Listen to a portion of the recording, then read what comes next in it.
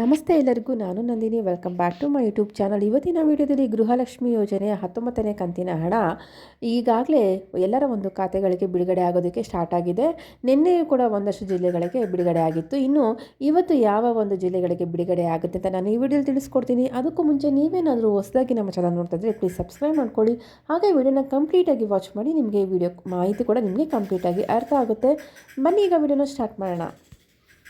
19ನೇ ಕಂತಿನ ಹಣಕ್ಕಾಗಿ ಭಾಳಷ್ಟು ಜನ ವೆಯ್ಟ್ ಮಾಡ್ತಾನೆ ಇದ್ದರು. ಸರ್ಕಾರ ಕೂಡ ಇವತ್ತು ಬಿಡುಗಡೆ ಮಾಡಿಬಿಡ್ತೀವಿ, ನಾಳೆ ಬಿಡುಗಡೆ ಮಾಡ್ತೀವಿ ಅಂತ ಹೇಳಿ ಕೊನೆಗೆ 2 ದಿವಸಗಳ ಹಿಂದೆಯಿಂದ ಈ ಒಂದು ಹಣವನ್ನು ಬಿಡುಗಡೆ ಮಾಡೋದಕ್ಕೆ ಸ್ಟಾರ್ಟ್ ಮಾಡಿದ್ದಾರೆ. ಈಗಾಗಲೇ ಬಹಳಷ್ಟು ಜಿಲ್ಲೆಗಳಿಗೆ ಈ ಒಂದು ಹಣ 19ನೇ ಕಂತಿನ ಹಣ ಬಿಡುಗಡೆ ಆಗಿದೆ ಅಂತಲೇ ಹೇಳ್ಬೋದು. ಸೊ ಇವತ್ತು ನಿಮಗೆ ಯಾವ ಒಂದು ಜಿಲ್ಲೆಗಳಿಗೆ ಹಣ ಬಿಡುಗಡೆ ಆಗುತ್ತೆ ಅಂತ ನಾನು ನಿಮಗೆ ಇವಾಗ ತಿಳಿಸ್ಕೊಡ್ತೀನಿ.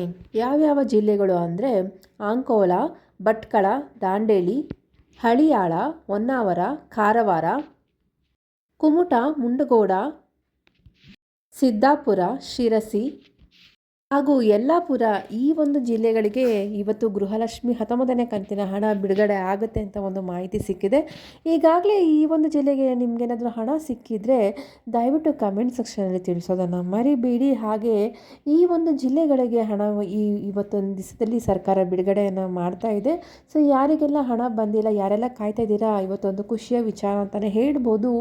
ಎಲ್ಲ ಜಿಲ್ಲೆಗಳಿಗೆ ಇವತ್ತು ಹಣ ಬಿಡುಗಡೆನ ಮಾಡ್ತಿದ್ದಾರೆ. ಭಾಳಷ್ಟು ಜನ ಈ ಒಂದು ಹಣಕ್ಕಾಗಿ ಕಾಯ್ತಾ ಇದ್ದರು. ಯಾಕಂದರೆ ಒಂದಷ್ಟು ಕಮಿಟ್ಮೆಂಟ್ಸ್ನ ಇಟ್ಕೊಂಡಿರ್ತಾರೆ. ಇಲ್ಲ ಚೀಟಿ ಕಟ್ಟೋದಾಗಿರ್ಬೋದು, ಮಕ್ಕಳ ಒಂದು ಟ್ಯೂಷನ್ ಫೀಸ್ ಕಟ್ಟೋದಾಗಿರ್ಬೋದು, ಇಲ್ಲ ಹಿರಿಯರಾಗಿದ್ದರೆ ಪಾಪ ಅವರು ಒಂದು ಟ್ಯಾಬ್ಲೆಟ್ಸ್ ತೊಗೊಳಕ್ಕಾಗಿರ್ಬೋದು, ಈ ರೀತಿಯ ಒಂದು ಕಮಿಟ್ಮೆಂಟ್ಗಳನ್ನು ಇಟ್ಕೊಂಡಿರ್ತಾರೆ. ಸೊ ಸರ್ಕಾರ ಒಂದಷ್ಟು ಡಿಲೇಟ್ ಮಾಡಿದಾಗ, ಅಂದರೆ ತುಂಬ ಲೇಟ್ ಮಾಡಿದಾಗ ಭಾಳಷ್ಟು ಜನಕ್ಕೆ ಕಷ್ಟ ಆಗುತ್ತೆ.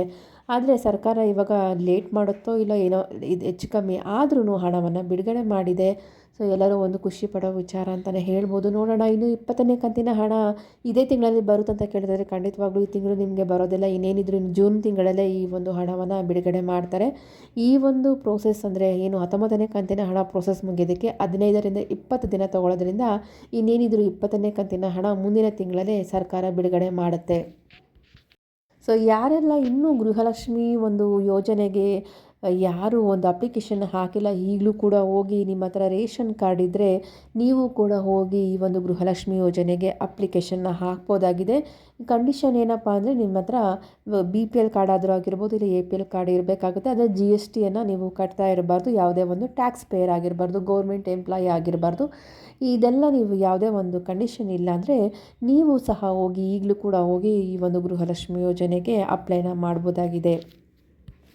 ಎಲ್ಲಪ್ಪ ಹೋಗಿ ನೀವು ಅಪ್ಲೈನ ಮಾಡಬೇಕು ಅಂದರೆ ನಿಮ್ಮ ಹತ್ರ ರೇಷನ್ ಕಾರ್ಡ್ ಏನಾದ್ರು ಇತ್ತು ಅಂದರೆ ನಿಮ್ಮ ಹತ್ತಿರದ ಸೇವಾ ಕೇಂದ್ರಗಳಲ್ಲಿ ಹೋಗಿ, ಇಲ್ಲ ಮಹಿಳಾ ಮತ್ತು ಮಕ್ಕಳ ಇಲಾಖೆಗೂ ಹೋಗಿ ನೀವು ಈ ಗೃಹಲಕ್ಷ್ಮಿ ಯೋಜನೆಗೆ ಅಪ್ಲೈ ಮಾಡ್ಬೋದು. ಇದರ ಒಂದು ಫಲಾನುಭವವನ್ನು ಪಡ್ಕೋಬೋದು. ಏಕೆಂದರೆ ಇದು ಬಡ ಜನರಿಗೋಸ್ಕರನೇ ಮಾಡಿರುವಂಥ ಯೋಜನೆ ಆಗಿರೋದ್ರಿಂದ ಪ್ರತಿಯೊಬ್ಬರೂ ಸಹ ಈ ಯೋಜನೆಯ ಒಂದು ಫಲಾನುಭವನ ಪಡ್ಕೋಬೇಕು.